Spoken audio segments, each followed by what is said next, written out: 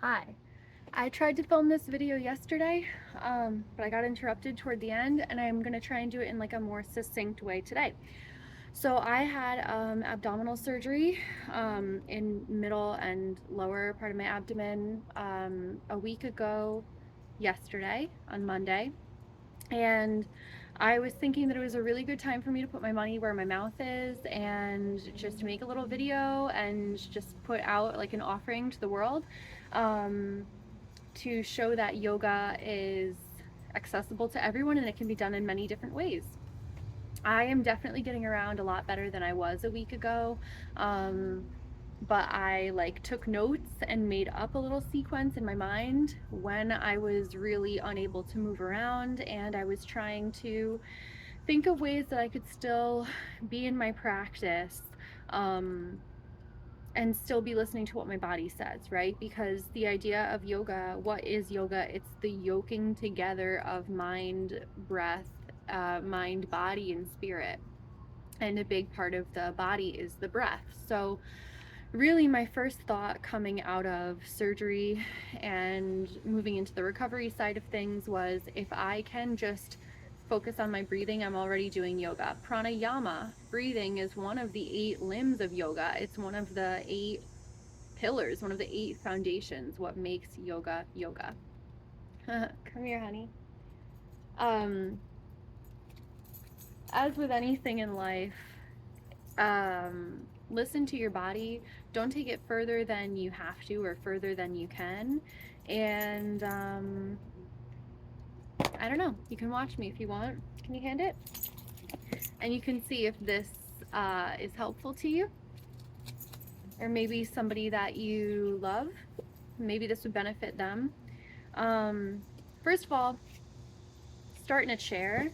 I could not sit up straight last week. You don't realize how much of your core you need to just like stand up tall until you can't use your core. So maybe you can have some pillows placed behind you, like stacked up. I'm sitting on a cushion right now, which is really helpful too.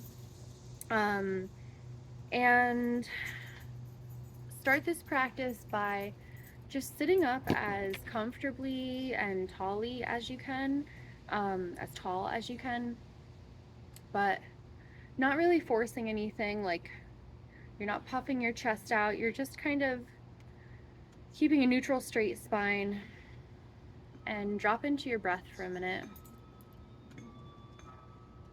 Just notice how you're breathing.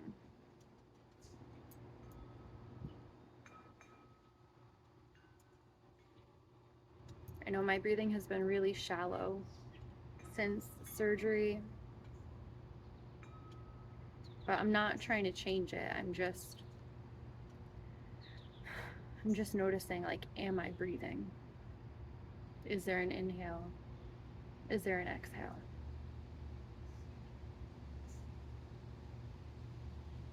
And from there, my thinking was, all right, you're breathing. That's step 1. You're doing all you can do by breathing, right?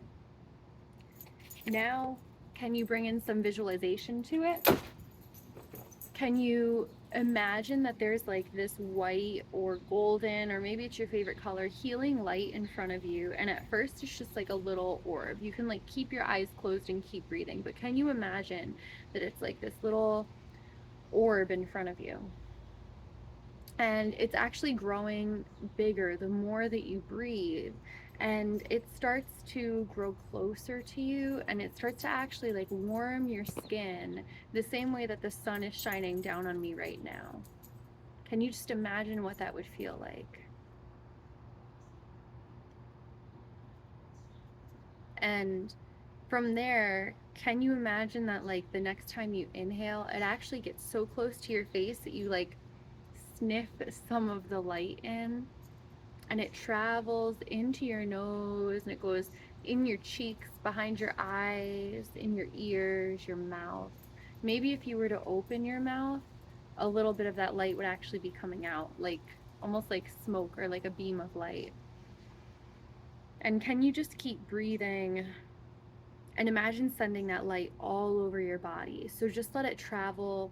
It's going up into your head, maybe even like streams down and out your hair.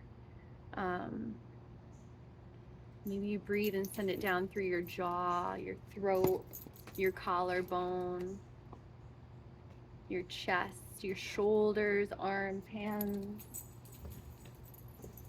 abdomen, your hips, your root chakra, the tops of your legs, your knees, your shins. Breathing in this warm, healing, beautiful light to your ankles, the tops of your feet, the bottoms of your feet, your toes. See if you can imagine sending that light all around your body. And maybe you take some especially deep breaths in the area that has just been operated on or like needs some extra healing. You can hear Honey drinking her water.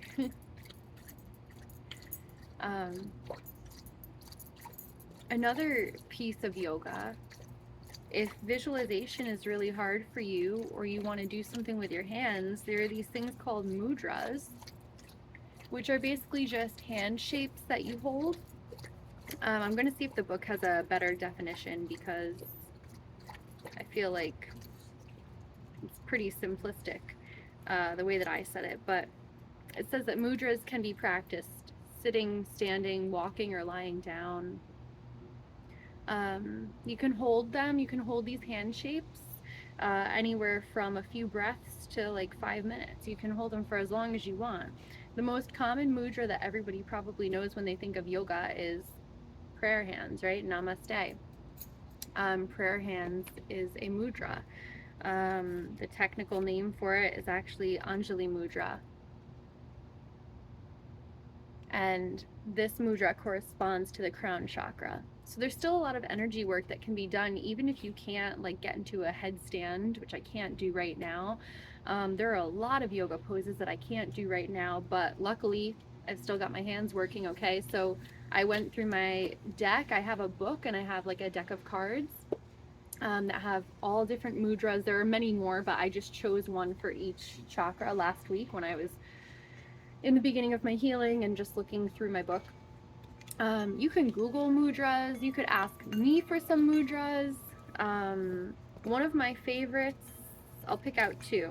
So one of them is the Kali Mudra, which you just interlace all of your fingers together except for your pointer finger and your thumb. So like a little 007 pose, right? This is the Kali Mudra, and the goddess Kali is a Hindu goddess, and she's basically the goddess of destruction, but you can call on her if you need help like severing ties or releasing things that no longer serve you. So when I was in pain, I was thinking, Kali, just take it away. Just like cut the ties to my pain right now. Because Kali is such a badass. Nothing scares her, right? I could get way into it, but she laps up the blood of demons. She's like balls to the wall, crazy. Nothing scares her. So literally, whatever you're dealing with in your life, pain, physical, emotional, worries, fears, you just give it to her, and she's like a frog catching a fly out of midair. Like she just snatches it up as quick as possible. So Kali Mudra is one of my favorites, and maybe you can imagine this really wild looking goddess just severing those ties and like destroying whatever it is that you just want out of your life. Or if that doesn't resonate with you, maybe you just imagine this as the little sword cutting the ties. The next mudra that I was working with, I did this little flow when I was on my couch, is the lotus mudra. So you bring the heels of your palms together and you touch your pinkies and your thumbs together. So you have like this beautiful little lotus flower that you can look down into. And you can just hold it wherever it's comfortable. For me, it's naturally comfortable to hold it in front of my heart. And my teacher, Cheryl, always does a nice little flow with this, where you inhale, raising your lotus up to the light, and you just go as high as you want to go. Last week, I could not go any higher than here. This week, I can go here. And then exhale, and maybe as you exhale, you bring your hands to prayer. So you're not doing yoga with your body, but you're doing yoga with your hands, syncing your breath, inhaling, letting your lotus bloom up to the light. The lotus grows through the mud, right? Reaches for the sunlight. And then exhale and bring that light back down to your heart center with your prayer hands. So you can still have that flow matching your breath, right? It's still vinyasa krama, it's still movement on the breath. So you can apply these principles of yoga, these ideas of yoga, again, even if you're not doing a headstand, even if you're not sitting on the floor even, right? I couldn't sit on the floor right now and get up. It's a whole nother story. But now getting to actual postures that I was thinking, like, how can I make this accessible for me while I'm healing? Very first thing that came to mind was, okay, inhaling your arms up. So again, your feet are as flat on the floor as they can be. You're nice and supported behind on your back with some pillows. Just inhaling, lifting your arms up as high as they feel comfortable going, and exhaling, twisting to the right. And maybe this twist, for me last week, the way I would cue it in a class is that the twist is coming from the navel. That is not what I could do last week. I can just start to do that this week. Maybe your twist is more from the upper spine, right? Maybe your twist is more of just you inhale and then you exhale and you like gaze over your shoulder, or you just look slightly to the right. It doesn't have to be a big movement at all. And then again, you're just syncing your breath to this movement. So inhale through center, raising your arms. Exhale your gaze left, twisting from wherever in the spine that it feels comfortable.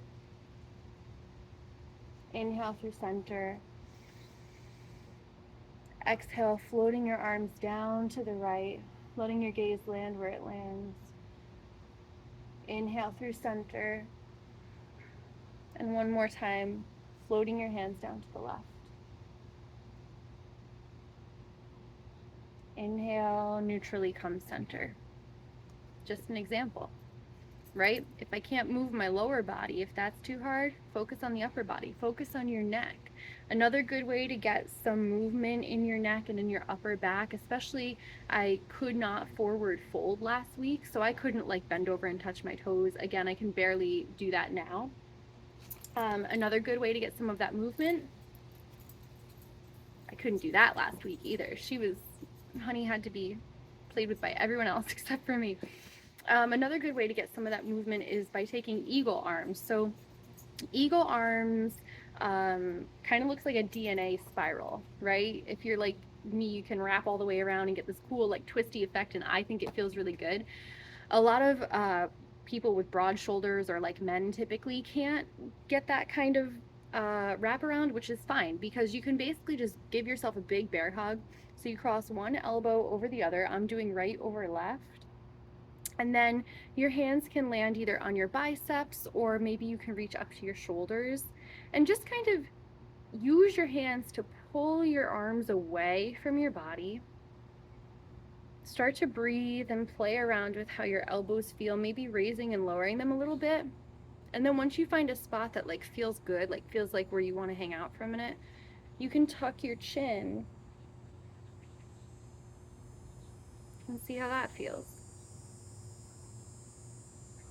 And you just breathe here. Maybe you can even inhale, lifting your shoulders and your shoulder blades up and out of your spine.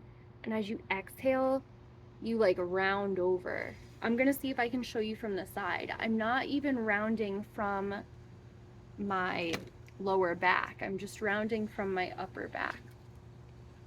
So I'll do the opposite arms now. So I'm doing left over right, giving myself a nice bear hug, playing with my elbows. How does that feel? Tucking my chin. Inhale.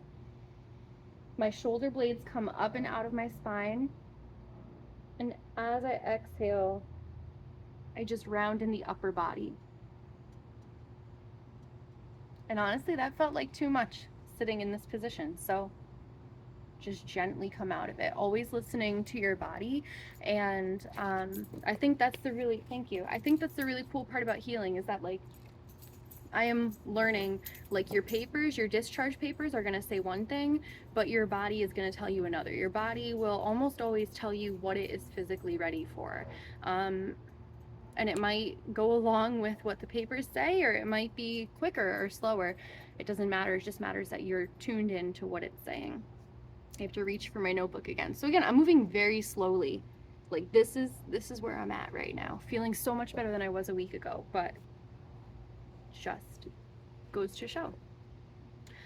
Okay, here we go. We had a mini cat cow. So again, all of this was in a chair. I couldn't get down on the floor. I still can't. There's no way I'm gonna like lay on my stomach or get on my hands and knees in a tabletop position. Just bring your hands to the top of your thighs or maybe your knees and inhale, pushing your collarbones forward, not even focusing on what your abdomen is doing. Just let that happen. Inhale, shining your collarbones forward. Pull your shoulders back, open your throat chakra, and lift your gaze to the sky. And then exhale. Again, rounding from the upper spine, or if that's too much, don't even focus on rounding. Just drop your chin to your chest. Maybe do a little neck roll while you're retaining your breath. Inhale. Shine your collarbones forward. Shine your face up to the sun. And exhale, gently dropping your chin to your chest. And if your shoulders or upper spine follows with a little round, great. Doing a few of those on the breath. Again, keeping with your rhythm of your breath. Another move that I really wanted to do and I couldn't was Sphinx pose. So typically you're laying on your stomach and, all right, do this with me. Put your hands on the tops of your thighs again, like we just did our little cow-cat flow. And use your hands to kind of pull your elbows in closer to your body. So hands flat down. Inhale, pulling your elbows in close to your body. And then just like you did with cow pose, let your collarbones shine open and forward. Let your throat chakra open. Let your chin lift up. And just breathe. And try to keep your lower body really, really relaxed here. It gets kind of intense after a couple of breaths, so come out of it whenever. And you can release with an exhale.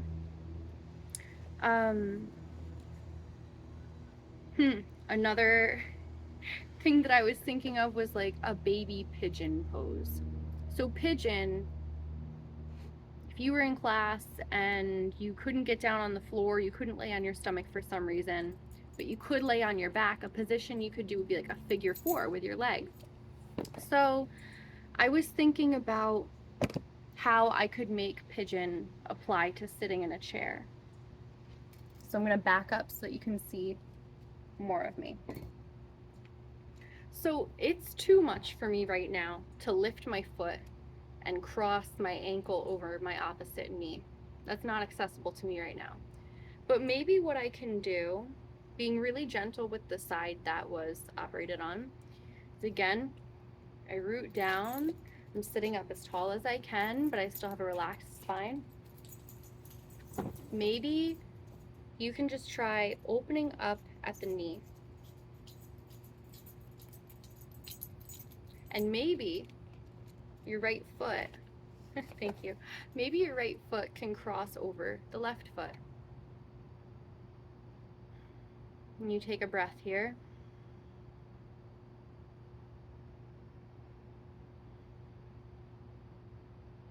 And then gently close it off. So I start bringing my knee back midline, your foot unhooks, and you come to flat feet again. And it doesn't look like much, but you get a lot from that. You can do the opposite side. And the opposite side could look different. Just to show the example of that, this is my seated pigeon pose with my left leg up. Can't have that with the right side, but I can have it with the left. So you just do whatever your body is telling you to do. This actually feels really, really good on my hip, because I've not been able to do any kind of like bound angle, cross-legged position in a week, and I miss it. But I'll get there, it's okay. My teacher Meg said to me last week, she said, you still are strong and healthy. This is just a blip in the road or a bump in the road. And it was so hard to believe then, but it's like every day that you get better, you do start to believe it. A couple other things that I was doing that seemed really easy when I was well, but really hard healing up. Just lifting your legs up and flexing and pointing your feet. So flexing, dorsiflexion, is when you pull your toes back to you and your foot looks flat like that. And plantar flexion is when you point your toes like a little ballerina, like you were going to stand on your tiptoes. So just doing that works the muscles in the legs. It feels really good. Works your calf muscles, especially again if you can't forward fold. You can do some ankle rolls too, and take it easy with that because everything is connected. I was really surprised to find out that when I moved my toes or my foot a certain way, I actually felt it up my leg into my lower abdomen. So just take it really slow. And lastly, I would say standing up now. One of the yoga poses that I don't really pay much attention to, that I didn't, can you hand it? That I didn't pay much attention to until literally a week ago was Tadasana, or mountain pose. So that's just standing straight and tall. But it's not just standing straight and tall. Tadasana is a really active pose actually. So it's not like I'm just waiting in line at the post office. Tadasana, start with your feet about shoulders length apart. Oh, hang on, my alarm is going off. All right, I have to wrap this up. You're like, thank God, she'll stop talking. Start with your feet shoulders distance apart. That's going to give you more surface area. You could do Tadasana with your big toes touching and your feet, your legs as close together as they can go. But why do that right now? You're not really focused on balance. You're focusing on like getting a good core and your good posture back, right? You're focusing on connecting your breath to your body. And frankly, my goal last week was to just stand up straight without feeling like my stomach was gonna rip open. So shoulders distance apart. And focus in on your feet for a minute and see if you can apply like equal pressure throughout both soles of your feet. So there's not more pressure in your big toe, there's not more pressure on the left side or the right side, which can be very hard. Again, if you've been compensating for a long time, maybe you have something going on abdominally, maybe you have a bad hip or knee or ankle. A lot of us hold these lopsided postures because we've had a lifetime of movement and injuries and habits, even playing instruments, you know, our bodies get all jacked up. So applying equilibrium on both sides can be very difficult. But if you can find that equilibrium as best as you can in your feet, that's the base for Tadasana. Now your legs are not just all noodly, right? Your knees are not locked, but they're also not bent. You just have relaxed knees. And then you travel up and your quads feel really strong. And you'll notice if your quads feel strong, then maybe your tailbone pulls down a little bit and your pubis tucks in a little bit. No booty popping, no hunchback. We're getting a little bit straighter and stronger the more that we travel up this mountain. Usually I would say to tuck your abdominals in, but if you've just had abdominal surgery, don't do that. All you need to worry about is keeping your shoulders relaxed. Take a little inhale, maybe raising your shoulders slightly, and as you exhale, roll them back, pull your shoulder blades down. Your gaze is relaxed and forward. Hands are at your side. Your palms can shine inward or outward. I know my teacher Meg doesn't prefer that, but you can take your palms anyway. Or maybe you're in Tadasana, this strong, grounded feeling in your body, and your hands come back to heart center. Just breathing. And I know for me, this is the pose that I measured literally since the minute I got home until today. It's like every day, it's like, how nice and strong can I stand? So maybe I'm not running around yet. Maybe I can't, hike this leg up over my shoulder yet, but if I can stand really tall, that's improvement. That's where I'm at right now. Can you hand it? Anyway, I just wanted to, like I said, kind of put my money where my mouth is. I'm always preaching about yoga and how accessible it is and can be for everyone. And I was a bit freaked out when I had surgery. I was like, how am I gonna keep up my practice? How am I gonna do this? But I think I've successfully found a way. And I really look forward to creating different sequences and different modifications for these poses as I continue to heal. I think it's really interesting as a teacher to be, doing headstands 1 minute and chaturanga and literally being the strongest physically that I've ever been in my life, to now having this experience where I'm on the other side where I'm disabled to an extent. And I need to be so gentle on my body. I think it's just a great reminder that, we have to give ourselves grace and take it slow. And if you liked this, let me know. If you watched it, thanks so much. If you skimmed through, thanks so much. It's more for me than anything, but if somebody can take away something positive from this, or like ideas, or just basic mobility, or just be like less afraid to come to a yoga class, then that makes me happy and I'm glad. So thank you, and namaste.